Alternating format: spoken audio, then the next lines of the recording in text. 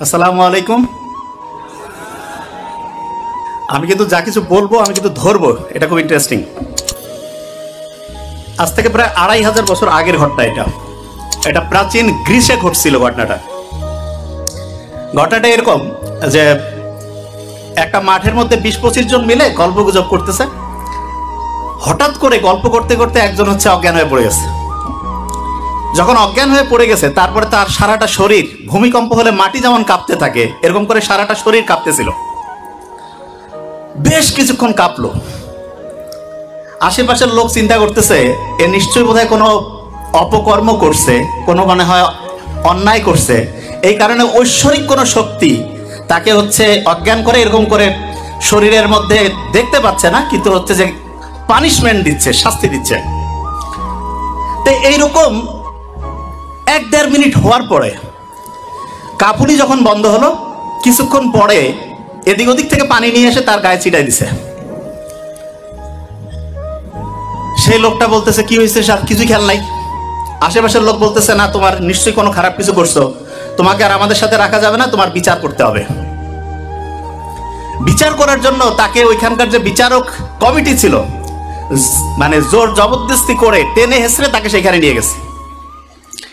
নিয়ে যাওয়ার পরে যারা বিচারক আছেন তারা জিজ্ঞেস করছে যে তোমার সম্বন্ধে যে অভিযোগ আসছে এইটার ব্যাপারে তোমার বলার কি আছে? তো ওই লোক তো অজ্ঞান হয়ে গেছিল, সে জানেও না যে কি করছে। সে বলতেছে আমি তো কিছুই জানি না, কিছুই খেয়াল করতে পারছি না। আশেপাশের সবাই বলতেছে যে না, এরকম ঘটনা ঘটছে, সে অজ্ঞান হয়ে গেছিল, তার সারাটা শরীর, ভূমিকম্প হলে মাটি যেমন কাঁপতে থাকে তার সারা শরীর কাঁপতেছিল। তখন বিচারকরা এদিক ওদিক তাকাইলো, সবাই একই সাক্ষী দিচ্ছে, এবং বিচারকরা বুদ্ধিশুদ্ধি করে বলল যে তুমি নিশ্চয়ই এমন কিছু করছো, এই সমাজে তোমার আর রাখা যাবে না, তোমাকে ১ সপ্তাহের মতো সময় এখানে আমরা আলাদা করে, ওই যে করোনায় আক্রান্ত হইলে যেমন একদম আলাদা করে রাখতো না, শুধু আলাদা করে যে চেহারা দেখার বুদ্ধি নাই, খাবার দাবার দিত, এরকম করে ১ সপ্তাহ রাখবো। তারপরে তোমাকে এইখান থেকে, দ্বীপ থেকে বের করে অন্য জায়গায় নির্বাসনে পাঠিয়ে দেওয়া হবে। তা প্রাচীন গ্রিস দেশে ২৫০০ বছর আগে যখন যে কেউ এরকম ঘটনার মধ্যে পড়তো, তখন তাকে এরকম করে জোর জবরদস্তি করে ওই বিচারকদের সামনে নিয়ে আসতো। বিচারকরা যখন শুনতো যে ৮-১০ জন বলতেছে যে হ্যাঁ এই লোকের এইরকম ঘটনাই ঘটছে, তখন তাকে ১ সপ্তাহ এক জায়গায় আটকে রাখার পরে তারপরে নির্বাসনে অন্য জায়গায় পাঠিয়ে দিত। তো এরকম করে প্রায় ১৫-২০ বছর চলছে এই ঘটনা প্রাচীন গ্রিসে। হঠাৎ করে একটা অদ্ভুত ঘটনা ঘটছে।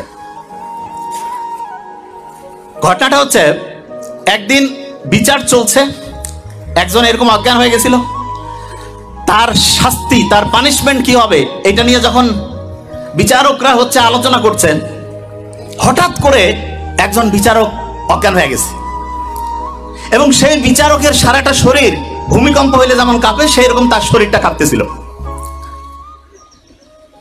মানুষজন চিন্তা করতেছে যার প্রধান বিচারক, মানে বিচারকদের যে প্যানেল আছে তার মধ্যে প্রধান বিচারক যিনি, উনি অজ্ঞান হয়ে গেছে এবং তার সারাটা শরীর কাঁপতেছে।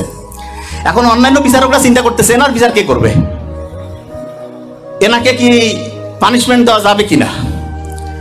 এবং অন্য বিচারকরা বলতেছে না, আমরা যতদিন থেকে আসি ইনি তো আমাদের চিফ জাস্টিস, এনার তো কোনো রকমের অন্যায় দেখি নাই, কোনো খারাপ কাজ দেখি নাই, সারা জীবন খালি মানুষের উপকার করছে, এই লোক হঠাৎ করে অজ্ঞান হইল, কারণটা কি? তখন ওনারা একটা সিদ্ধান্ত নিল যে আচ্ছা, এইটার আসলে কি অন্য কোনো কারণ আছে নাকি, সেটা জানার কোনো বুদ্ধি আছে কিনা।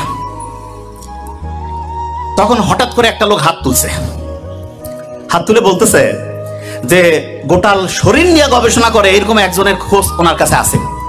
বলছে ঠিক আছে, তাহলে ওইখানে আমরা যাই, ওইখানে গিয়ে জানার চেষ্টা করি যে উনি এইটার অন্য কোনো কারণ আছে কিনা সেটা বলতে পারেন কিনা। একটা তদন্ত কমিটি, ওই সবচাইতে জ্ঞানী লোক যিনি সারা শরীর নিয়ে গবেষণা করে, ওনার কাছে চলে গেছেন, যে গোটাল ঘটনাটা সংক্ষেপে বলে দিয়েছেন। ওই জ্ঞানী লোক যার কাছে গেছে উনি আমরা যে মেডিকেল সায়েন্স পড়ি এইটার ফাউন্ডিং ফাদার, আসলে ফাউন্ডিং ফাদার বললে একটু ভুল হবে, ওনার নাম হিপোক্রেটাস। যারা ডক্টর তারা জানে যখন মেডিকেলে চান্স পায় তখন যার নামে ওত দেয় তার নাম হিপোক্রেটাস।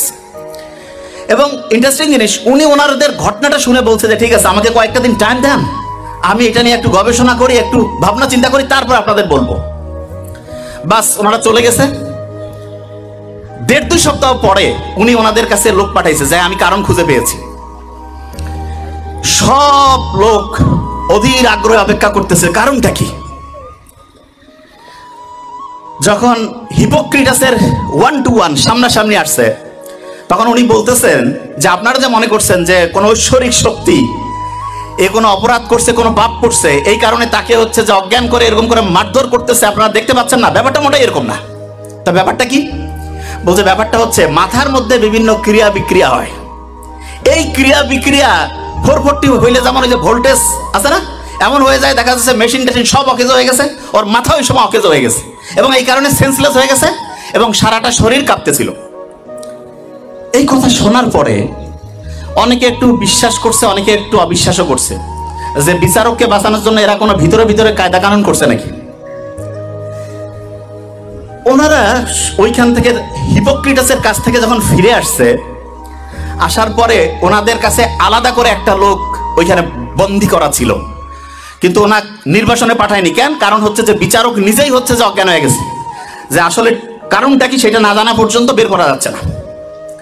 তখন করছে কি, এরা একটু রাগান্বিত হয়ে করছে যে না, নিশ্চয়ই সামথিং ইজ রং, কোথাও যেন একটা মিস্টেক হচ্ছে। কয়েকজন যে মাথা আঘাত করে দ্বিখণ্ডিত করে ফেলছে।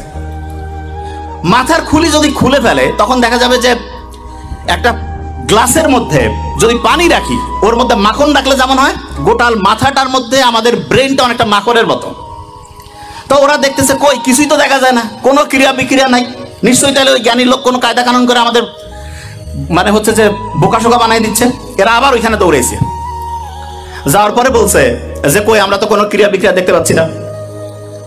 উনি তখন ওনাদের বুঝাইছে যে দেখো, মাথার মধ্যে যে ক্রিয়া বিক্রিয়াটা হয়, এইটা যদি লক্ষ লক্ষ কোটি কোটি ক্রিয়া বিক্রিয়া এক জায়গায় করি, একটা ছোট্ট বালুকণার সমান হবে না। বলে তাই নাকি? কয় হ্যাঁ। বলছে যে মাথার মধ্যে ক্রিয়া বিক্রিয়া হচ্ছে এবং এইটার কারণেই এই লোকটা অজ্ঞান হয়েছে। আজ থেকে 2500 বছর আগে, যখন কোনো টেকনোলজি ছিল না, কোনো পরীক্ষা নিরীক্ষা ছিল না, তখন হিপোক্রেটাস এই ঘটনাটা বলছে। এবং এখন আমরা হচ্ছে মাথাকে স্ক্যান করি। স্ক্যান করার জন্য একটা পরীক্ষার নাম আছে, আমি কিন্তু ধরবো, বি কেয়ারফুল। পরীক্ষাটার নাম হচ্ছে ইইজি। কি নাম? আচ্ছা, মনে রাখার একটা সহজ বুদ্ধি বলি। হার্টের পরীক্ষা করার জন্য ইসিজি করি না, মাঝখানে সিটা কেটে দিব, সি এর জায়গায় ই দিব, ইইজি। কি নাম? ইলেকট্রোএনসেফালোগ্রাম। মানেটা কি? ব্রেইনের মধ্যে প্রতি মুহূর্তে তরঙ্গ চলতেছে, ঢেউ। আমি তো বলি কি যে আমাদের ব্রেইনটা হচ্ছে একটা সমুদ্রের মতো। সমুদ্রের কথা শুনলে প্রথম মাথায় কি আসে? ঢেউ। অ্যাবসলিউটলি ঢেউ। প্রত্যেক মুহূর্তে ব্রেইনের মধ্যে ঢেউ চলতেছে। অনেক স্টুডেন্ট যে অল্প পড়ে ভালো করে, সেই বুদ্ধি আজকে আমরা ইনশাল্লাহ শেয়ার করব। এবং হাফেজ যে হয় মানুষ, অল্প ব্রেন, মাথায় কিছু থাকে না, কোরআন পড়তে গেলে সে শিখে ফেলছে। আল্লাহ কোরআনের মধ্যে এমন একটা অসাধারণ সামঞ্জস্যপূর্ণ শৈলী দিয়েছেন, ব্রেইনের মধ্যে ওই ওয়েভটা তৈরি হয়, ওই তরঙ্গটা তৈরি হয়, যেই তরঙ্গ তৈরি হইলে পরে পড়ার লং টার্ম মেমোরি সেন্টারে রিজার্ভ হয়। প্রত্যেক দিন 5 ওয়াক্ত নামাজ পড়ি না, ব্রেইনের মধ্যে মোটা দাগে 5টা ওয়েভ আছে, মোটা দাগে 5টা ওয়েভ। এই 5টা ওয়েভের মধ্যে একটা ওয়েভ আছে সবচাইতে স্টুডেন্টের জন্য প্রয়োজনীয় ওয়েভ। এবং যে কোনো স্টুডেন্ট যে বুদ্ধিমান, সে চিন্তা করতেছে ওই ওয়েবটা যদি আমি তৈরি করতে পারি ব্রেইনে, আর তারপরে যদি আমি পড়ি, 1 ঘন্টায় 3-4 ঘন্টা পড়া হবে। এইটা তৈরি করার 2টা বুদ্ধি। একটা হচ্ছে ন্যাচারালি ব্রেইনের মধ্যে ওই ওয়েবটা তৈরি করা যায়, যেটা তৈরি করলে পরে অল্প একটু পড়লেই পড়া শর্ট টার্ম থেকে লং টার্ম মেমোরি সেন্টারে রিজার্ভ হওয়ার যে প্রক্রিয়াটা, এটা ফাস্ট হবে। আরেকটা আছে আর্টিফিশিয়ালি। আর্টিফিশিয়ালি মানে আমরা নিজেরা চাইলে পরে ব্রেইনের মধ্যে ওই ওয়েবটা তৈরি করতে পারবো। বেশিরভাগ জনের মাথায় আসতেছে যে আসলে ওই ওয়েবটার নাম কি, ঠিক না?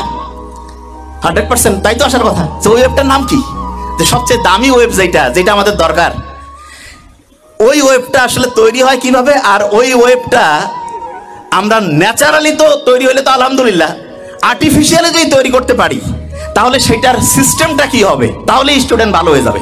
একটা জিনিস, এবং আজকে আমরা যা যা আমি বলছি আমার কিন্তু খেয়াল আছে এবং ঘড়িও আছে, আমি কিন্তু ধরবো র্যান্ডম। এবং ধরার ক্ষেত্রে আমি একটা ক্লু দেই। ব্রেইনের প্রথম পরীক্ষার জন্য আমরা বলছিলাম ইসিজি না ইইজি? অ্যাবসলিউটলি ইইজি, ঠিক না? ইইজি। ব্রেইনের মধ্যে ওয়েভ কয়টা? 5টা। সবচেয়ে ভালো আছে একটা ওয়েভ, যেই ওয়েভটা থাকলে পড়া দ্রুত শর্ট টার্ম থেকে লং টার্ম মেমোরি সেন্টারে যাবে এবং পড়াটা সহজে আয়ত্তে আসবে। এই ওয়েভটা ইংরেজির প্রথম বর্ণের নাম কি? এ দিয়ে শুরু, আলফা ওয়েভ। কি নাম? Alpha wave. এবং আলফা ওয়েভ এইটা যখন ব্রেইনে তৈরি হয়, প্রতি মুহূর্তে 8টা থেকে 12টা, প্রতি সেকেন্ডে 8টা থেকে 12টা ঢেউ চলে। কয়টা? 8টা থেকে 12টা। এখন অনেকে বলতে পারে যে ভাইয়া ব্রেইনের মধ্যে যদি জলোচ্ছ্বাস হয়, যে খুব ঢেউ বাড়তেছে, তাইলে কি হবে? তাহলে যেটা হয় সেটার নাম হচ্ছে গামা ওয়েভ। কি নাম? Gamma wave. ওই সময় প্রতি সেকেন্ডে ব্রেইনে 40টারও বেশি, 60টা পর্যন্ত ঢেউ উঠতে পারে। বেশি ঢেউ উঠলে পরে ব্রেইনে যা রাখতেছি সব ভাষায় নিয়ে চলে যাবে, ব্রেইনে আর রিজার্ভ হবে না কিছু। এই জন্য ব্রেইনে রিজার্ভ করার জন্য আমাদের আলফা ওয়েভ রাখতে হবে, আলফা ওয়েভ। এখন প্রশ্ন হলো আলফা ওয়েভ ব্রেইনে ন্যাচারালি কখন তৈরি হয় সেটা আগে বলি।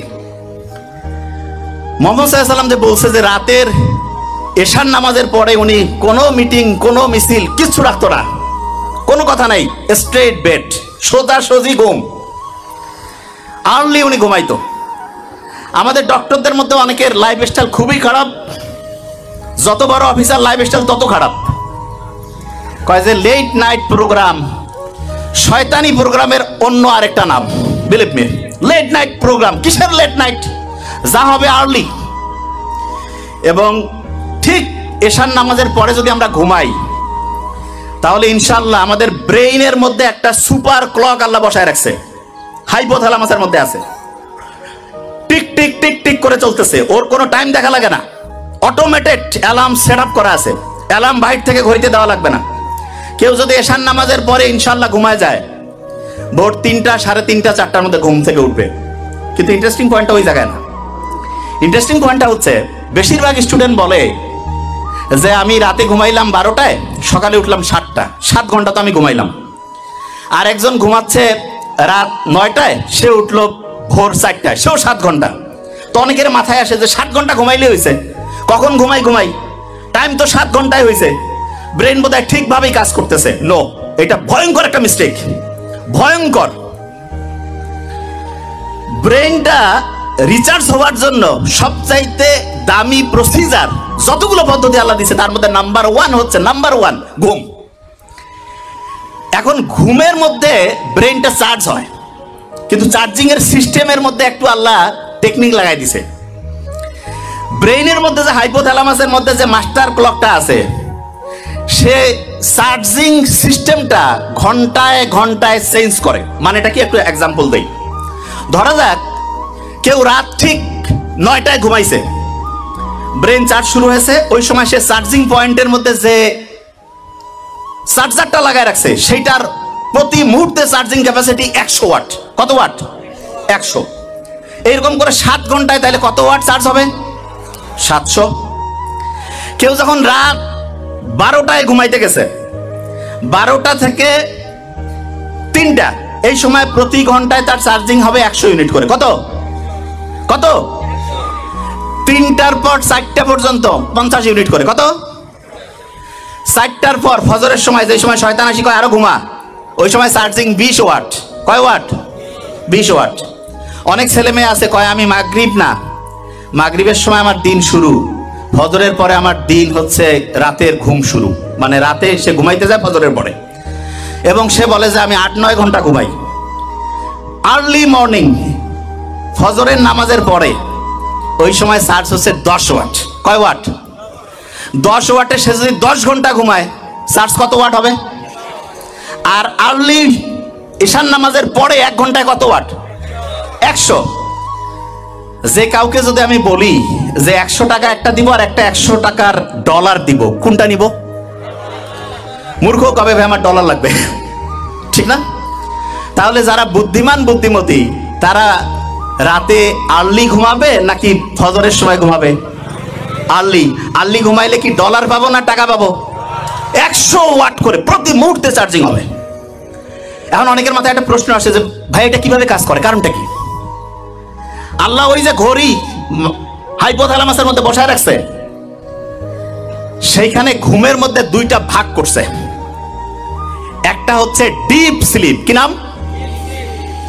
আরেকটা হচ্ছে বলা যেতে পারে হালকা স্লিপ। বুঝার জন্য কি স্লিপ? হালকা।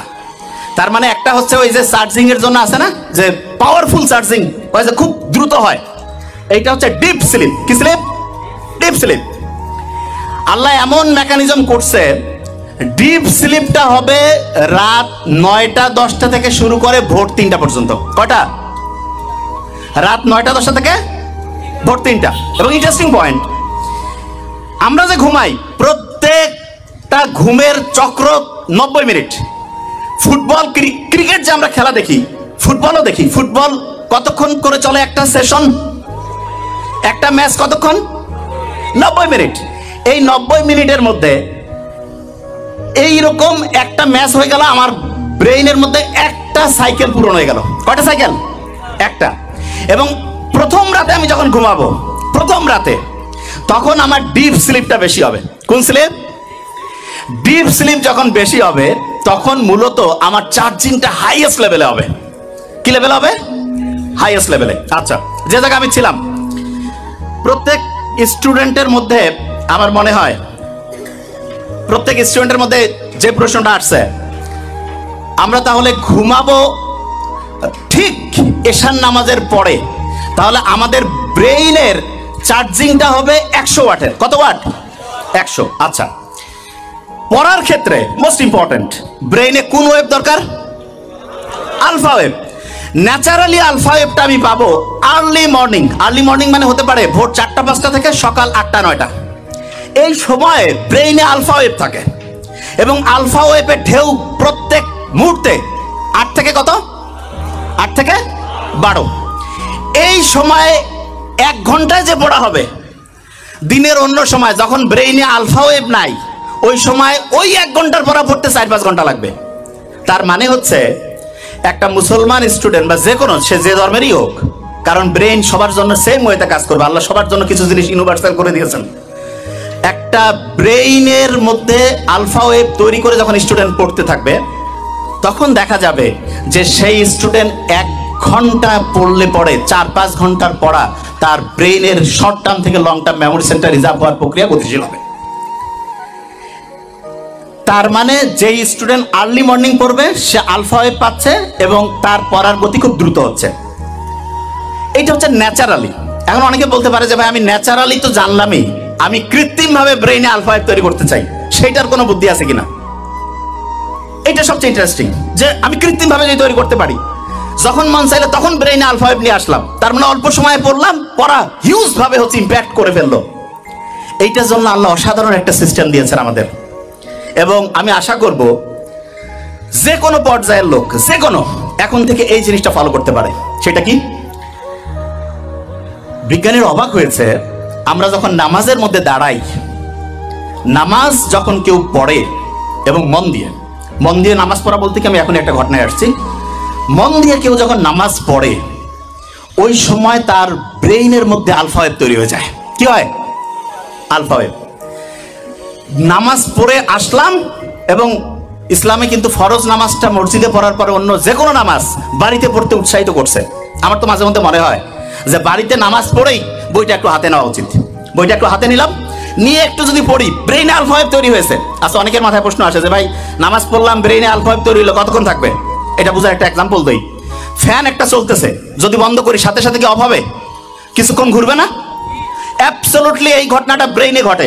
যখন আলফা ওয়েভ, নামাজ পড়লাম, নামাজের পরে যদি 20টা মিনিট পড়ি, 20 মিনিটে দেখবো অন্য সময়ের 1.5-2 ঘন্টার পড়া হয়ে গেছে। তাইলে আর্লি মর্নিং 4-5 ঘন্টা, আর প্রত্যেকবার নামাজ পড়ছি, নামাজ পড়ার পরে যদি 20 থেকে 25 মিনিট করে পড়ি, ইনশাআল্লাহ ব্রেইনে দেখবো 20 মিনিটে 2-2.5 ঘন্টার পড়া হয়ে যাবে। তার মানে বাকি টাইম অন্য যে কোনো কাজই করি না কেন, ইনশাআল্লাহ আমার পড়া একাডেমিক, তারপরে অ্যাডমিশন যেই লেভেলে আমি পড়তে চাই, ইনশাআল্লাহ অসাধারণ প্রিপারেশন হয়ে যাবে। এখন হাফেজ যারা হয় তারা পরে আল্লাহর কালাম পড়ে, ঠিক না? এবং কোরআনের গঠন শৈলীকে যদি অ্যানালাইসিস করে অবাক হয়ে যাবে, এত সুন্দর মিল। আমি তো আরবি পড়ি, বুঝার চেষ্টা করি। কেউ যদি সূরা নাসটা পড়ে, নিশ্চয়ই মনে মনে একটু আমরা যদি পড়ি, হ্যাঁ, কুল আউযু বিরাব্বিন নাস, মালিকিন নাস, সবগুলোর মধ্যে একটা কি অসাধারণ ছন্দ আল্লাহ দিয়ে রাখছেন। এবং এই ছন্দটা এমন যেটা ব্রেইনটাকে, তরঙ্গগুলোকে হচ্ছে কুল ডাউন করে আলফা ওয়েভে আনতে হেল্প করে। তার মানে নামাজের টাইম নাই, মন চাচ্ছে যে আমি একটু পড়া আমার আলফা ওয়েভে পড়বো, কোরআনটা বের করে সূরা ফাতিহাটা একটু পড়ি, আর কিচ্ছু করা লাগবে না। তারপরে হচ্ছে 20 মিনিট পড়বো, ব্রেইন আলফা ওয়েভে ইনশাআল্লাহ 20 মিনিট অটোমেটিক কাজ করবে। অনেকে মনে করে কোরআন পড়তেছি টাইম লস হবে, মূর্খ। ব্রেইনে আলফা ওয়েভ থাকলে যাই করবো 20 মিনিটে তো 1.5-2 ঘন্টা। কেউ পারবে আমার সাথে? কেউ পারবে? প্রশ্নই আসে না। কোরআন যখন পড়ে কেউ, দেখা যাচ্ছে ক্লাসের পড়া হয় না, সাধারণত হাফেজিতে, সাধারণত এখন আল্লাহর রহমতে ট্রেন্ড চেঞ্জ হয়েছে, দেখা যায় যেই ছেলে মেয়ের কোনো বুদ্ধি শুদ্ধি নাই, কাউক আল্লাহর রাস্তায় দিয়ে দাও, আল্লাহর রাস্তায় দিল, কিন্তু দেখা যাচ্ছে সেও হাফেজ হয়ে আসছে, ঠিক না?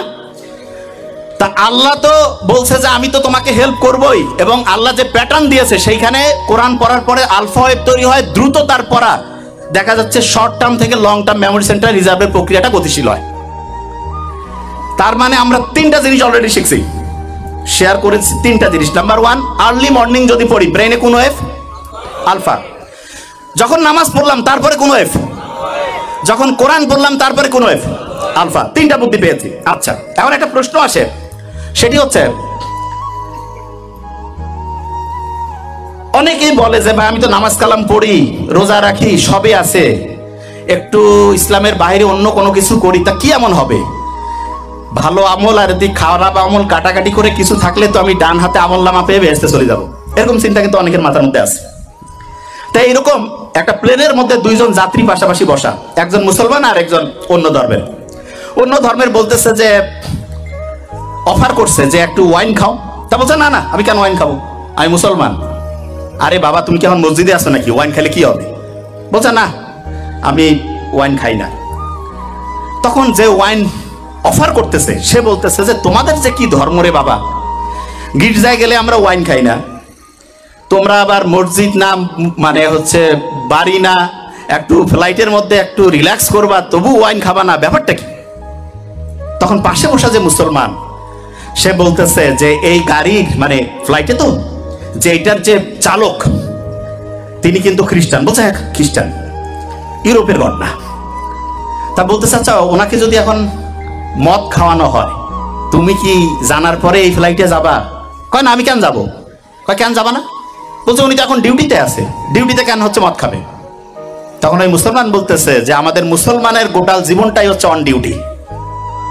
অন ডিউটি, পড়া, বিয়া শাদী, কথা বলা, কথা শোনা, যা কিছু আছে অন ডিউটি। বিলিভ মি, এটাই সবচেয়ে সত্যি কথা।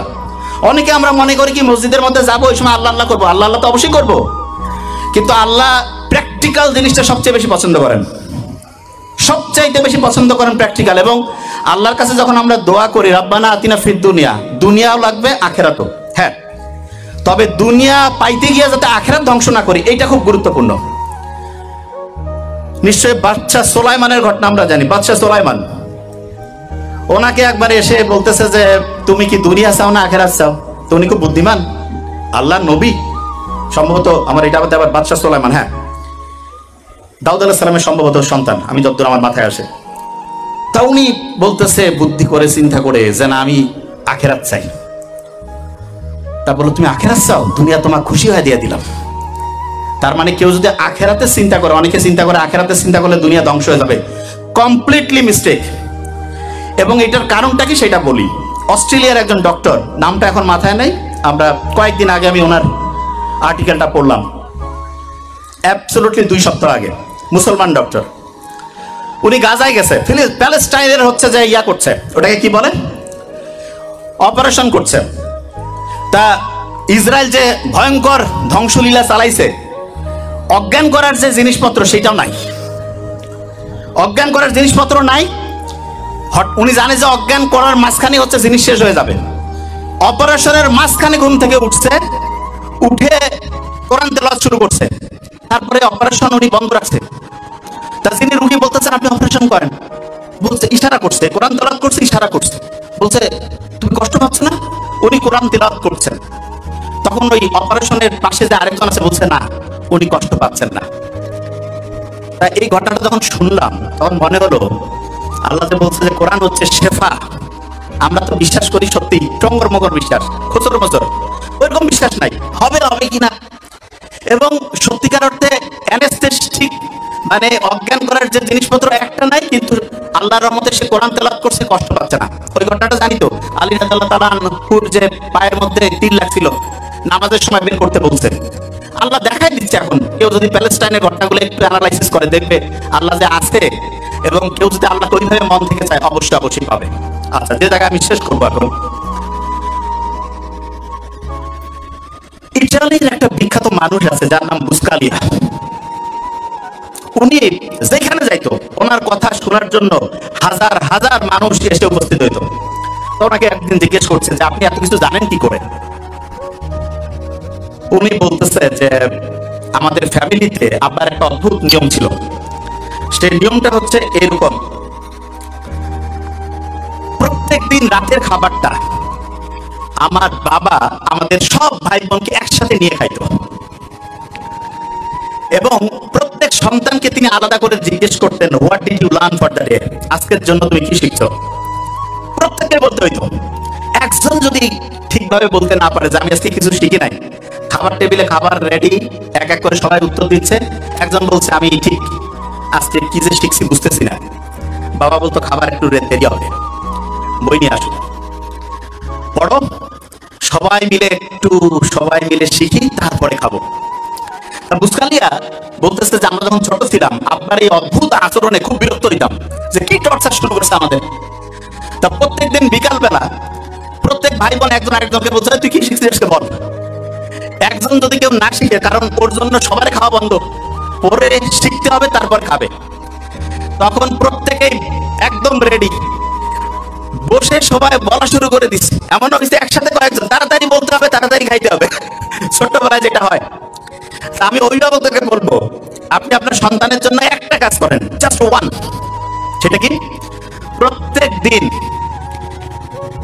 সে কি শিখছে সেটা আপনি শোনার চেষ্টা করেন, প্রত্যেক দিন কি শিখছে সেটা শোনার চেষ্টা করেন।